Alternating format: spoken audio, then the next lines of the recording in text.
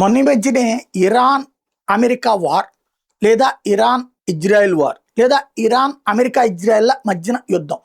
ఆ యుద్ధ విరమణ కోసం అంటూ మధ్యవర్తిత్వ పాత్ర పాకిస్తాన్కి అప్పచెప్పింది అమెరికా.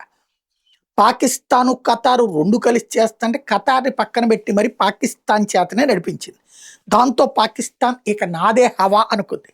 భారత్లో వ్యవహారాల్లో జోక్యమో లేదా భారత్లో మళ్ళీ ఏ తీవ్రవాద చర్యలో లేదా మళ్ళీ ఏ యుద్ధానికో సిద్ధమవుతుందని మనం ఇంతకుముందు కూడా మాట్లాడుకుని ఉన్నాం. అయితే అమెరికా ఇప్పుడు పాకిస్తాన్కి షాక్ ఇచ్చింది. ఏంటయ్యా అంటే కాశ్మీర్కి అమెరికా రాయబారి వెళ్ళటం, అక్కడ సుందరంగా ఉందని చెప్పడం, అది భారత్లో అంతర్భాగం అని చెప్పడం, అట్లాగే భారతదేశానికి ఆ కాశ్మీర్ మీద మేము ఉండే రిస్ట్రిక్షన్స్ తీసేస్తామని చెప్పడం పాకిస్తాన్కి వణుకు పుట్టించింది. ఇప్పటిదాకా చైనాతో దూరం అయ్యి, అంటే చైనాతో ఇమ్రాన్ ఖాన్ దగ్గర అయ్యాడని అమెరికాకి వీళ్ళు దగ్గర అయ్యారు. ఇప్పుడు ఆసిఫ్ మునీరును షాబాజ్ షరీఫ్. ఇప్పుడు అదే అమెరికా చేసిన వ్యాఖ్యలతో డిఫెన్స్లో పడిపోయినోడు ఎవడయ్యా అంటే పాకిస్తాన్ ప్రధానమంత్రి షాబాజ్ షరీఫ్, అలాగే ఆసిఫ్ మునీర్ ఇద్దరు కూడా.